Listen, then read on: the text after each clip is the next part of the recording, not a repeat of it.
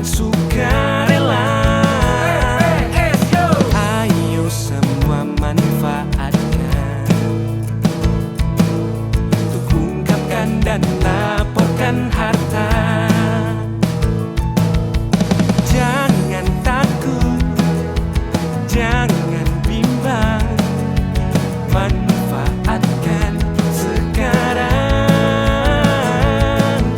Bersama-sama kita bisa membangun negeri Indonesia.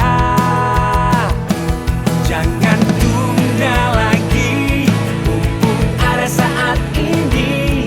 Kapan lagi, ayo kapan lagi.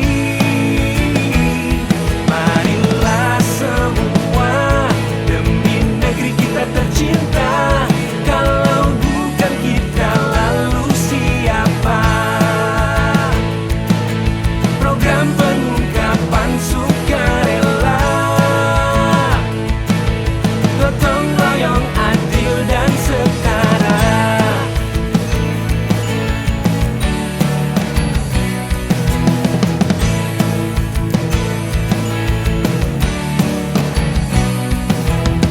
Jangan takut, jangan bimbang, manfaatkan sekarang. Bersama-sama kita bisa membangun negeri Indonesia. Jangan tunda lagi, mumpung ada saat ini. Kapan lagi, ayo kapan lagi. Marilah semua demi negeri kita tercinta. Kalau bukan kita, lalu siapa? Program pengungkapan sukarela, gotong royong adil dan setara. Gotong royong adil dan setara.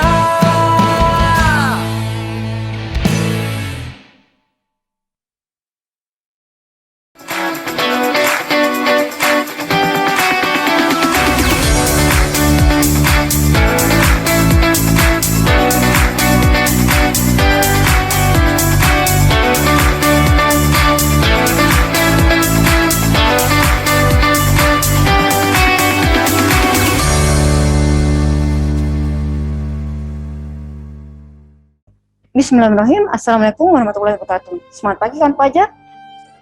Jumpa lagi di acara kami, Teks. Baik, bersama saya Dua Indonesia.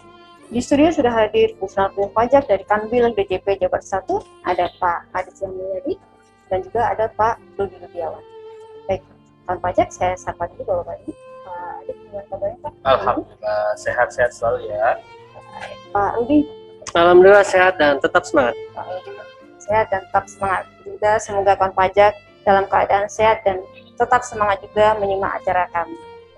Baik, Pak Rudi dan Pak Adit, kita sebelumnya sudah sempat membahas mengenai cara penyampaian SPPH bagi kawan pajak, wajib pajak yang akan mengikuti PPS. Ya. Nah, pada saat kawan pajak mengikuti program PPS itu, ketika mereka melakukan submit SPPH, surat keterangan itu keluar otomatis ya Pak ya, seperti itu. Nah, apakah itu sama dengan SPT, yang artinya nanti ada penelitian terhadap SPPH tersebut? Seperti itu, barangkali Pak Adit bisa menjelaskan. Ya, betul. Seperti yang tadi sudah diungkapkan oleh Mbak Dwi, bahwa dalam program pengungkapan sukarela ini mirip dengan SPT tahunan. Jadi nanti boleh akan dilakukan penelitian terhadap surat keterangan yang sudah diperoleh oleh wajib pajak yang mengikuti program pengungkapan sukarela. Nanti akan dilakukan penelitian oleh petugas kami atas data bersih yang sudah diungkapkan tersebut. Apakah sudah sesuai dengan keadaan sebenarnya atau belum, begitu. Nah, nanti apabila belum sesuai dan belum sesuai ini karena salah tulis atau salah itu, maka petugas kami akan mengirimkan surat klarifikasi dan nanti akan diadakan pembatalan surat keterangan tersebut. Ya, namun apabila harta tersebut, harta bersih yang diungkapkan dalam program pengungkapan sukarela ini ternyata tidak sesuai, dan ini karena harta bersihnya tidak sesuai dengan keadaan sebenarnya, kemudian periode perolehan hartanya tidak memenuhi syarat-syarat program pengungkapan sukarela, kemudian program peserta program pengungkapan sukarela juga sedang melakukan pemeriksaan di bukti permulaan, proses peradilan, dan menjalani program tindak pidana perpajakan, serta peserta program pengungkapan sukarela tidak mencabut atau permohonan restitusi upaya hukumnya. Selain itu juga peserta program pengungkapan sukarela tidak memenuhi persyaratan, maka ini akan dilakukan pembatalan surat keterangannya. Seperti itu ya. Setelah dilakukan penelitian, nanti akan ada klarifikasi ya Pak ya, seperti itu. Nah, dari hasil klarifikasi tersebut nanti bisa terjadi ada SK-nya tadi dibetulkan, atau bahkan bisa juga SK-nya dibatalkan. Betul. Seperti itu ya. Baik Pak Rudi, kalau kita kemarin sempat membahas salah satu skemanya untuk yang wajib pajak yang mengikuti PPS ini, mereka yang mempunyai harta di luar negeri bisa melakukan deklarasi, bisa juga melakukan repatriasi ya Pak ya. Nah, bagi mereka yang melakukan repatriasi ini, batas waktunya kapan, kemudian tata cara pengalihan repatriasinya dari luar negeri dimasukkan ke dalam negeri itu seperti apa, kemudian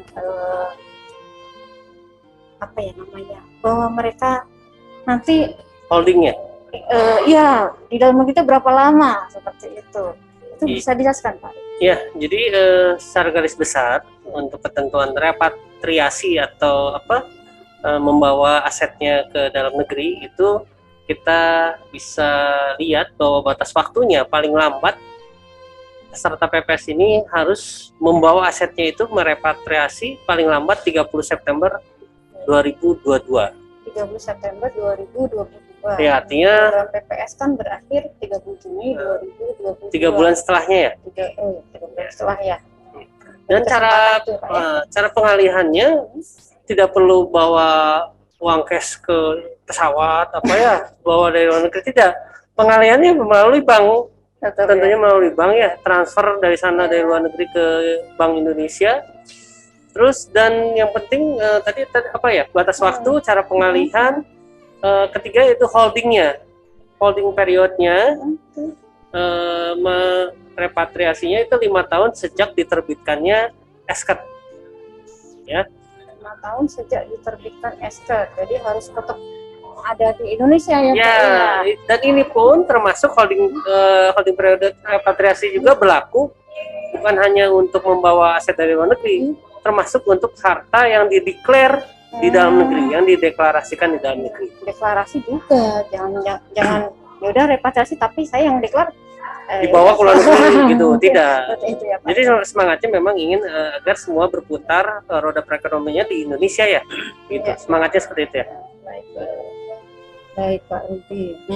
Saya beralih ke Pak Adit. Pak Adit, kalau kemarin kita sempat juga membahas selain repatriasi yang tadi dijelaskan Pak Rudi, ada juga kalau WP atau kawan pajak peserta PPS ingin memperoleh tarif yang terkecil, yang lebih rendah, itu mereka boleh melakukan investasi di sektor tertentu. Bisa dijelaskan Pak Adit? Ya, baik kawan pajak semua, betul seperti yang dibilang Mbak Dwi, bahwa apabila Anda ingin mengikuti program pengungkapan sukarela, baik kebijakan 1 maupun kebijakan 2, dan ingin memperoleh tarif yang paling kecil, tentunya silakan bisa mengikuti dan menempatkan asetnya atau uangnya tersebut ke dalam investasi-investasi yang sudah ditetapkan oleh pemerintah. Di antaranya adalah investasi sumber daya alam, kemudian renewable energy maupun SBN gitu ya.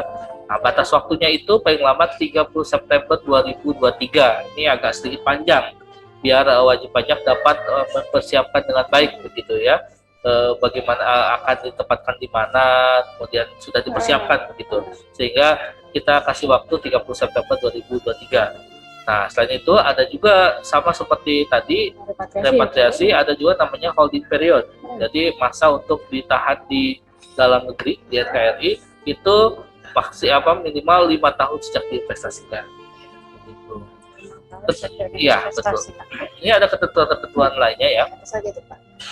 Investasi ini dapat dipindahkan ke dalam bentuk lain ya setelah minimal 2 tahun begitu. Jadi Minimal 2 tahun. harus ditempatkan dulu di investasi di salah satu bentuk. Kemudian apabila ingin dipindahkan ke bentuk yang lain, ini minimal harus 2 tahun dulu nih di investasi yang lama. Nah, begitu. Perpindahan antar investasi ini maksimal 2 kali saja. Perpindahannya antar investasi ini maksimal hanya 2 kali saja, dengan maksimal 1 kali perpindahan dalam 1 tahun kalender. Jadi dalam 1 tahun tidak boleh pindah ke ini, pindah ke itu, pindah ke itu. Jadi dalam 1 kalender itu cuma 1 kali perpindahan. Dan dalam jangka waktu 5 tahun itu maksimal yang diperbolehkan hanya 2 kali perpindahan antar investasi. Gitu. Nah, kemudian pemerintah juga memberikan maksimal jeda 2 tahun perpindahan antar investasi. Jadi kan tentunya untuk memindahkan dari investasi satu ke investasi lain tidak semudah kita membeli gorengan gitu yang langsung beli dapat gitu ya. Jadi kan harus dipersiapkan seperti itu ya. Pemerintah menyadari itu dan memberikan fleksibilitas gitu ya. Ada jeda, diberikan jeda 2 tahun. Namun jeda ini itu menyebabkan terjadinya penangguhan holding period yang 5 tahun. Berarti 5 tahun. Iya, misalnya 5 tahun nih. Kemudian di setelah tahun kedua dia ingin menginvestasikan pindah ke sektor yang lain. Namun sebelum pindah dia harus ada persiapan dulu tuh. Dia ada jedanya 1 tahun misalnya. Nah, 1 tahun ini tidak dihitung dalam holding period yang 5 tahun itu. Ditangguhkan dulu. Nah, setelah dia berinjak ke investasi yang lain, baru argonya jalan lagi. Begitu. Itu ya kawan pajak ya. Semoga jelas ya kawan pajak. Iya. Madam, saya minta diterawang. Apakah usaha kecil saya bisa sukses? Apakah saya bisa cuan? Madam! Hah? Cuan? Kamu pasti bisa cuan. Karena omset sampai 500 juta tidak kena pajak. Mulai tahun pajak 2022, orang pribadi, pelaku usaha mikro dan kecil dengan omset sampai 500 juta tidak dikenakan pajak penghasilan. Pajak kuat, Indonesia maju.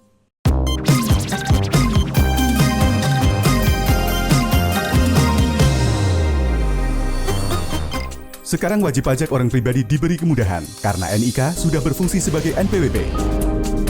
Jadi, aku harus bayar pajak juga. Belum dong. Tunggu kamu berusia 18 tahun dan sudah memiliki penghasilan ya. Ya, kewajiban membayar pajak hanya berlaku untuk orang pribadi yang berusia 18 tahun ke atas dan berpenghasilan di atas PTKP. Pajak kuat, Indonesia maju. Baik kawan pajak, kita kembali lagi di acara kami, Tax Show. Masih bersama dengan fungsional pajak dari Kanwil DJP Jawa 1, ada Pak Aditya Mulyadi dan juga ada Pak Rudi Rudiawan.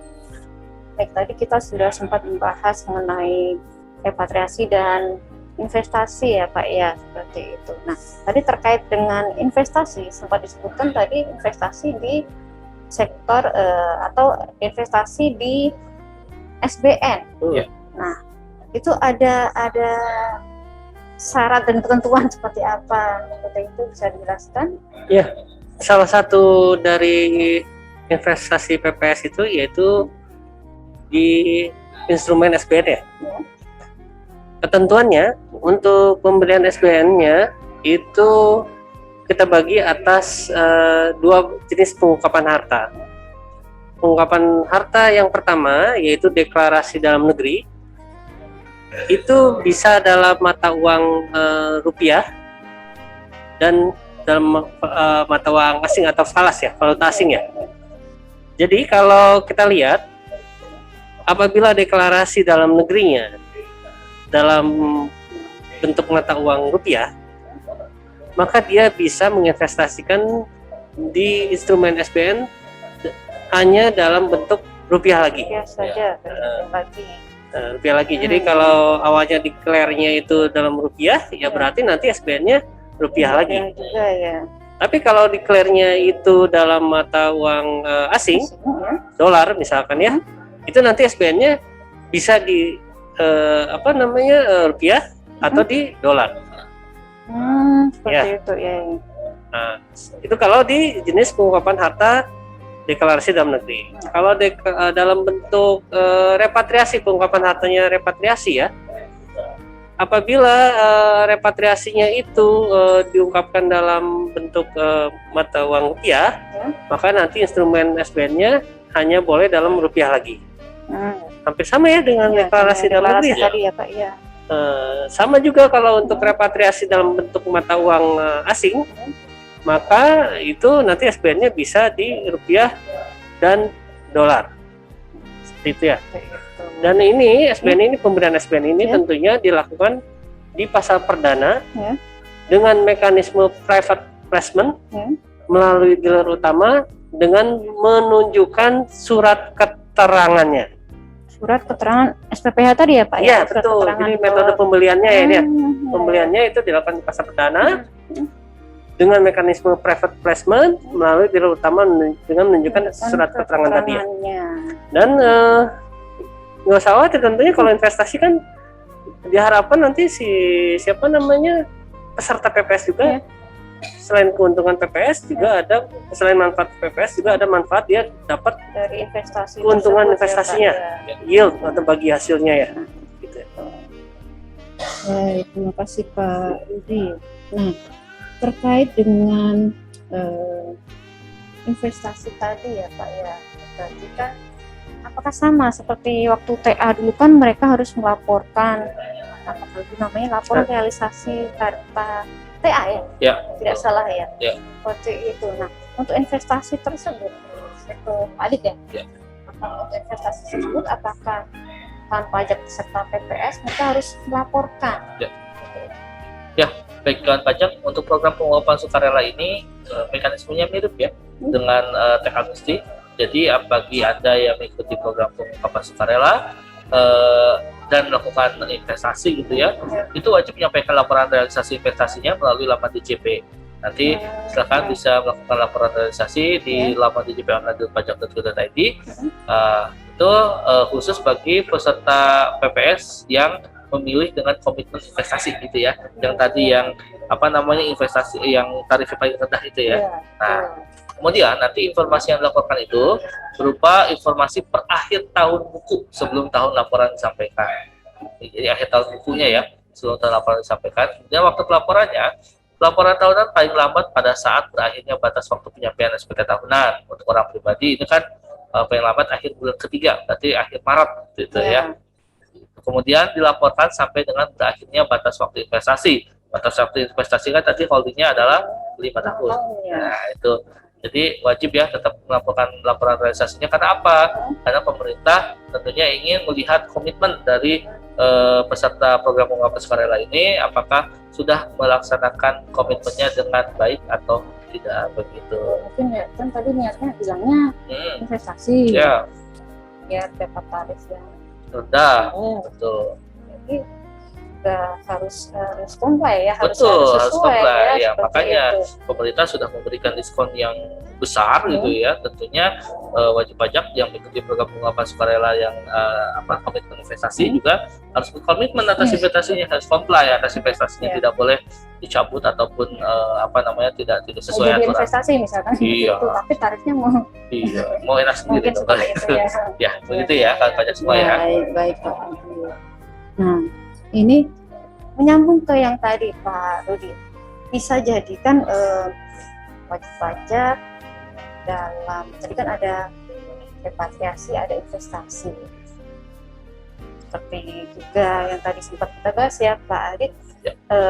Wajib pajak pengen dapat tarif yang lebih kecil, kita repatriasi atau investasi.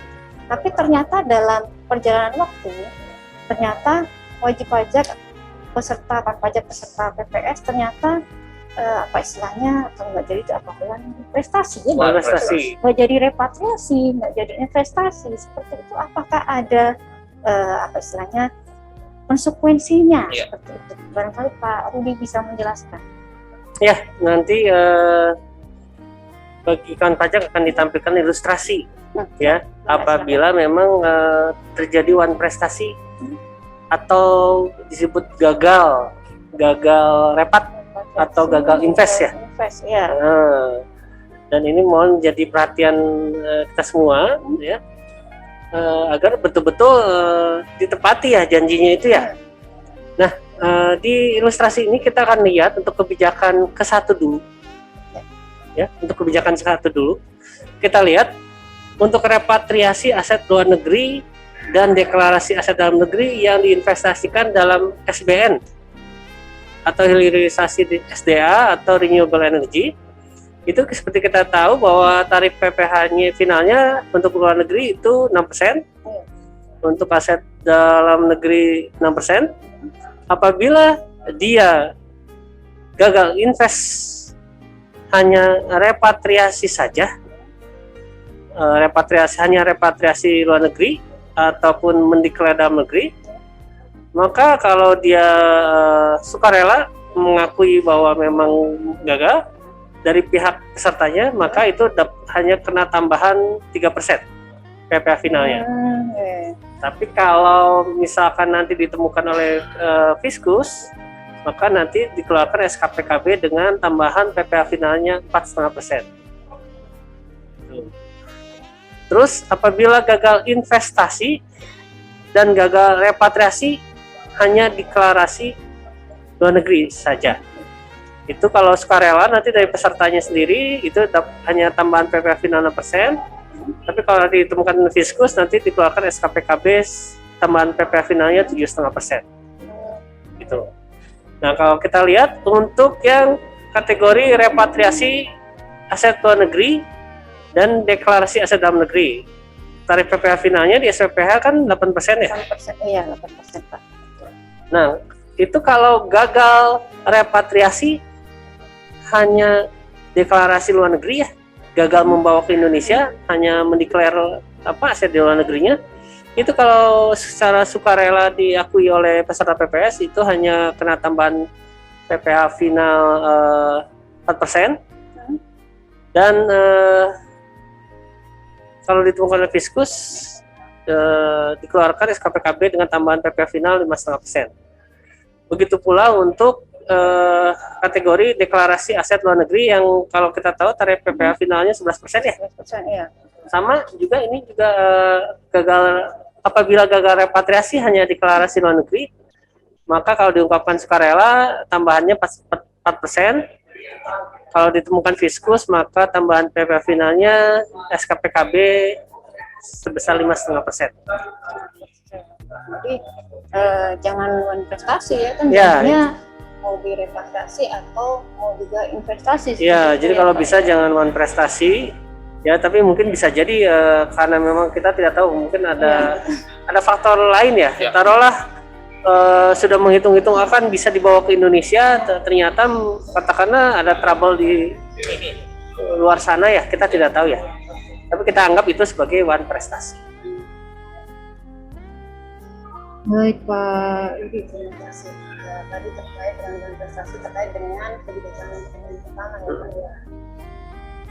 Kebijakan kedua, gimana Pak?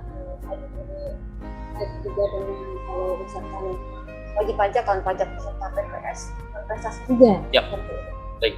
Kawan pajak ini hampir sama dengan kebijakan yang pertama. Di dalam kebijakan kedua ini juga terdapat konsekuensi ya apabila memang terjadi prestasi terhadap aset yang direpatriasi atau diinvestasikan.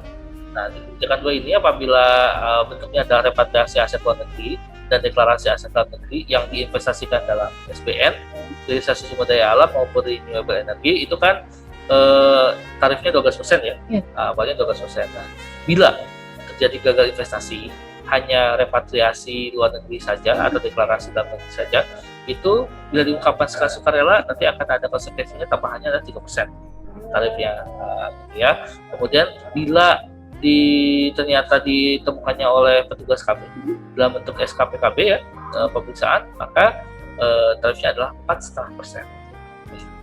Nah, kondisinya bila gagal investasi dan gagal repatriasi, dua-duanya gagal gitu ya, hanya deklarasi saja dalam negeri, luar negeri, mohon maaf, maka bila diungkapkan sukarela wajib pajak itu tarifnya jadi 7%. Tambahannya, bila ditemukan oleh petugas kami melalui pemeriksaan SKPKB, maka tarifnya adalah 8,5%.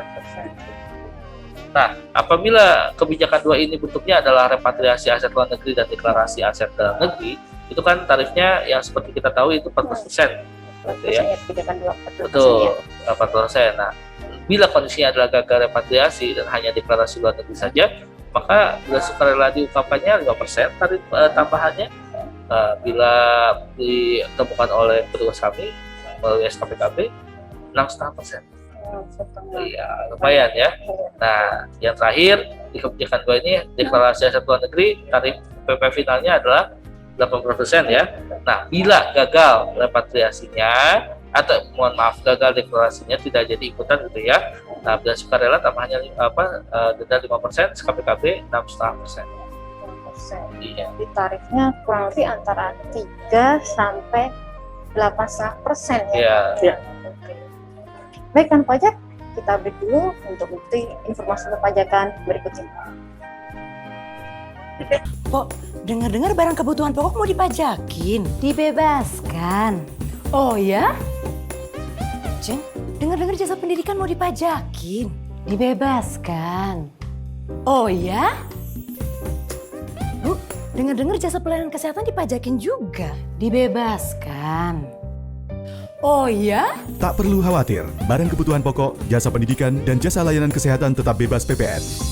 Pajak Kuat, Indonesia Maju.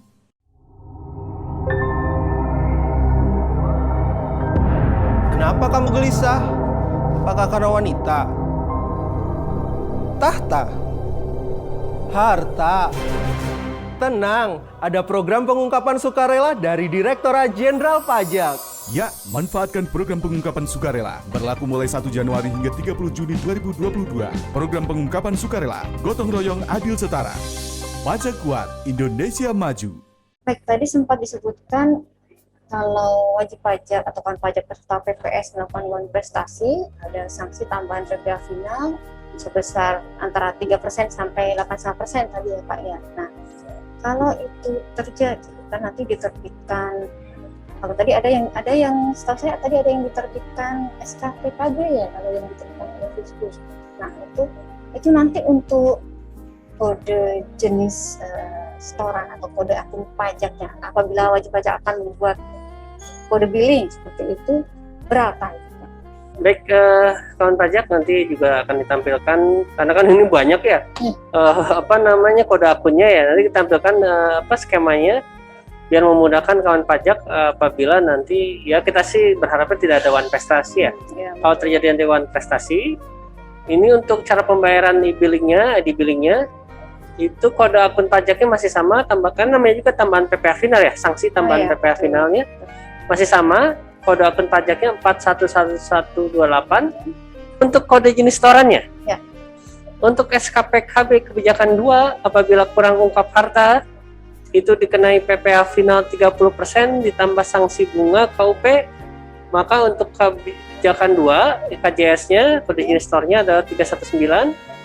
Terus apabila SPT gagal repatriasi atau investasi, maka untuk kebijakan 1 kode jenis storenya 107, untuk kebijakan kedua kode jenis storenya 108. Apabila nanti ada pemeriksaan diterbitkan SKPKB gagal repatriasi atau investasi, maka untuk kebijakan 1 kode jenis storenya 317, untuk kebijakan kedua 318. Dan ini tidak dapat dilakukan pembayaran dengan metode pemindah bukuan. Jadi harus store langsung. Benar ya Pak, ya. Kode billingnya biar tidak terjadi salah store ya Pak ya. Baik Pak Udi.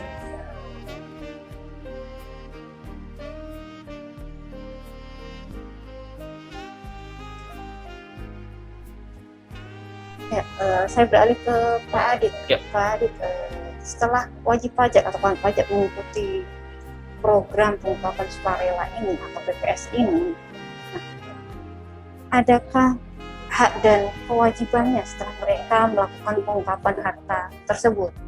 Ya, baik. Jadi bagi kawan pajak yang sudah mengikuti program pengungkapan sukarela tentunya terdapat hak dan kewajiban yang melekat pada program pengungkapan sukarela ini, di mana bagi peserta program pengungkapan sukarela kebijakan 2 ini tidak dapat lagi mengajukan permohonan restitusi atau upaya hukum. Ya, jadi konsekuensinya seperti itu. Kemudian bagi peserta program pengungkapan sukarela juga yang melakukan prestasi gitu ya dalam hal pencabut upaya hukumnya, maka surat keterangannya atau SK-nya dibatalkan. Begitu. Nah, nanti ada laporan SPT pasca program pengungkapan sukarela itu nanti seperti ini. Harta bersihnya menjadi tambahan saldo laba ditahan. Gitu ya.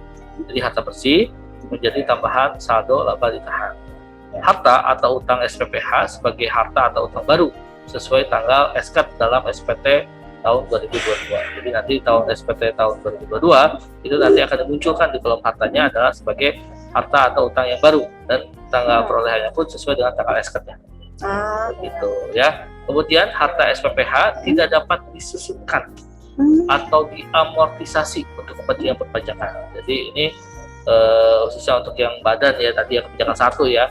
Nah, itu tidak dapat disusupkan atau diamortisasi untuk kepentingan perpajakan atas perolehan harta tersebut. Baik, nah, baik saya beralih ke Pak Rudi. Pak Rudi, ini dalam PPS ini apabila terjadi sengketa, kita harapkan nggak terjadi, Iya. terjadi sengketa. Kalau misalkan terjadi sengketa, nah bagaimana nanti tata cara penyelesaian terhadap sengketa tersebut? Ya, jadi kalau untuk penanganan sengketa terkait PPS ya, itu dapat diselesaikan melalui pengajuan gugatan, bukan keberatan atau banding ya, Langsung gugatan. langsung gugatan kepada pengadilan pajak. Jadi nanti yang prosesnya pengadilan pajak ya.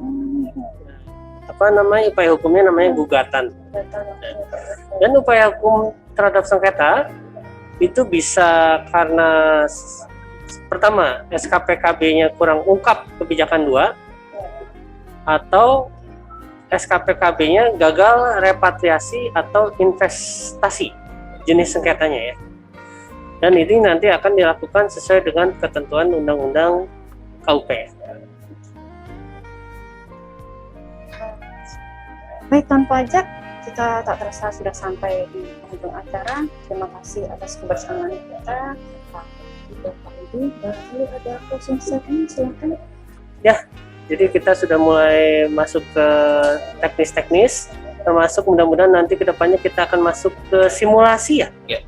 Simulasi penggunaan aplikasi PPS ya. Untuk yang ini mungkin Kang Adi ada tambahan dari yang baru bisa? Sudah cukup. Jadi intinya pada kawan pajak diharapkan bisa mempersiapkan data-data yang dengan baik sehingga nanti dalam proses penginputannya berjalan dengan lancar.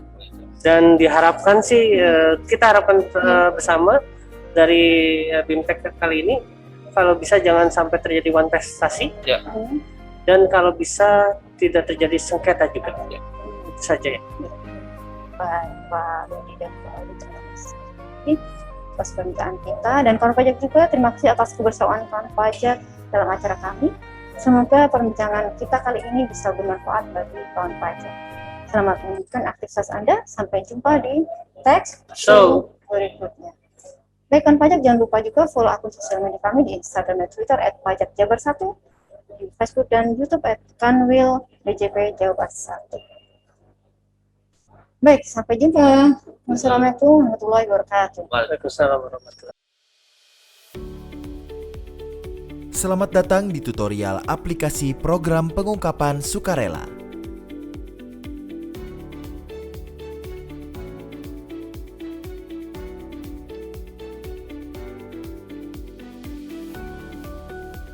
Pertama, Anda harus login ke halaman aplikasi pengungkapan sukarela. Kemudian masukkan 15 digit NPWP, kata sandi, dan kode keamanan yang terdapat pada halaman login. Pilih menu buat laporan untuk membuat laporan.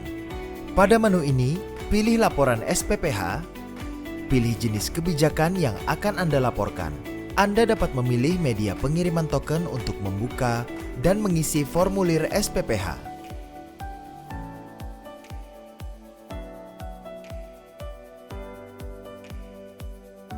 Anda dapat pindah ke menu unduh viewer. Setelah berhasil, silakan buka formulir SPPH yang sudah terdownload dengan menggunakan Adobe Acrobat Reader DC. Pada halaman pertama, Anda diminta untuk mengisi daftar rincian harga bersih. Untuk tahun perolehan harta, apabila Anda memilih kebijakan 1, maka tahun perolehan diisi dari tahun 1985 sampai tahun 2015. Untuk kebijakan 2, maka tahun perolehan diisi dari tahun 2016 sampai 2020.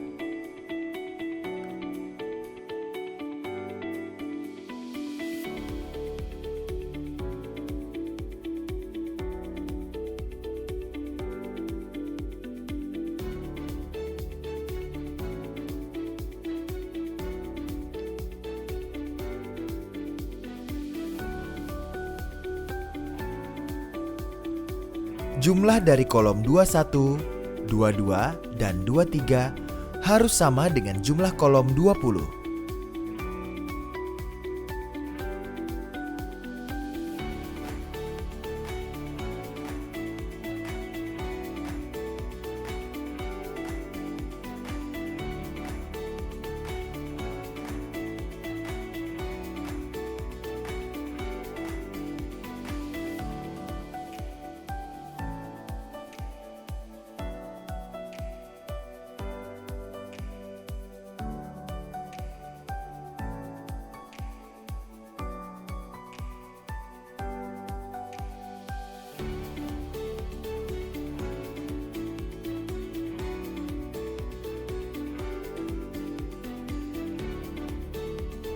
Pada daftar utang, kolom nomor urut harta terkait diisi pada nomor urut pada tabel daftar rincian data.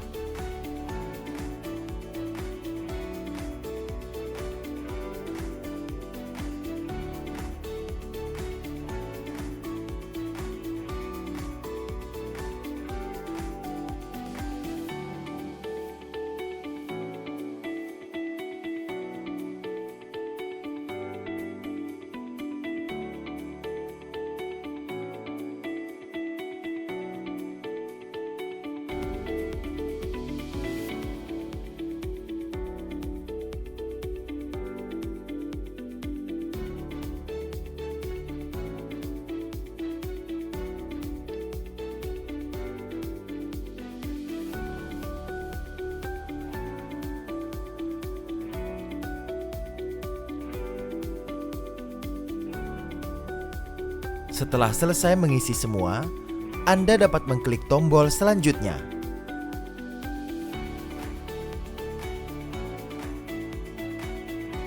Lalu Anda dapat mengisi kolom identitas yang berwarna putih.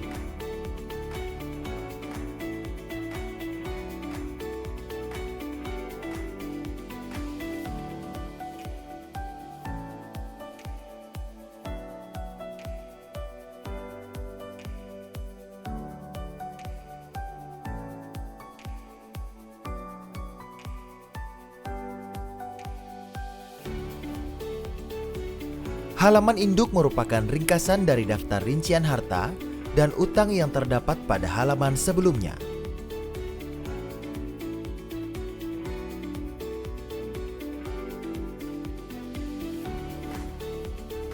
Setelah Anda selesai mengisi semua, silakan klik kirim.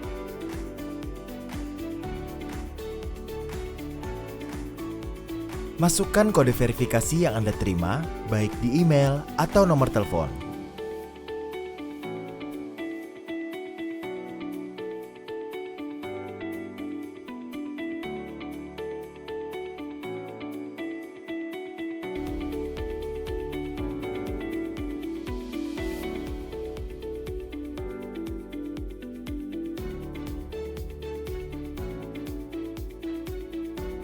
Setelah berhasil mengirim formulir SPPH, Anda dapat kembali ke laman landing page aplikasi program pengungkapan sukarela. Ringkasan SPPH yang Anda kirim dapat dilihat kembali pada menu draft. Terdapat beberapa tombol yaitu lihat detail SPPH, pembayaran, kirim data SPPH, dan hapus SPPH. Selanjutnya, Anda dapat membuat kode billing apabila masih memiliki kurang bayar pajak.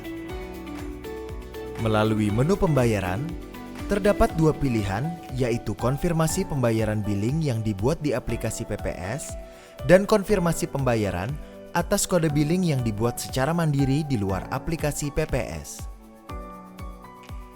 Pembuatan kode billing dapat dilakukan dari aplikasi PPS atau secara mandiri melalui aplikasi e-billing.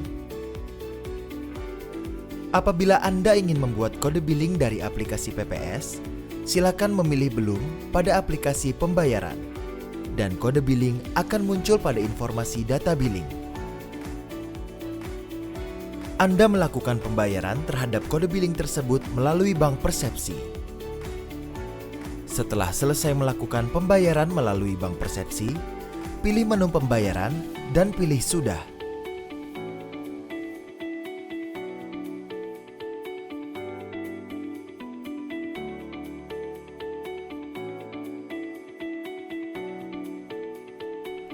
Setelah melakukan pembayaran atas kode billing yang dibuat pada aplikasi PPS, pembayaran Anda akan diverifikasi oleh sistem. Apabila jumlah pembayaran Anda sudah sesuai dengan jumlah kurang bayar yang terdapat pada aplikasi, maka Anda dapat mengirim SPPH melalui tombol kirim SPPH pada menu draft.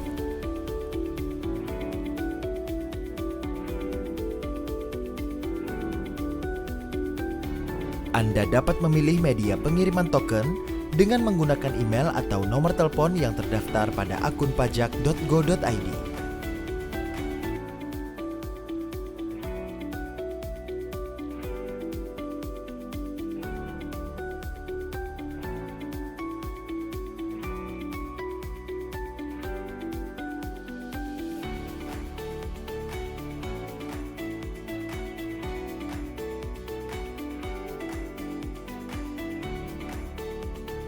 Selanjutnya, Anda dapat memasukkan kode verifikasi yang Anda terima, baik melalui email atau nomor telepon.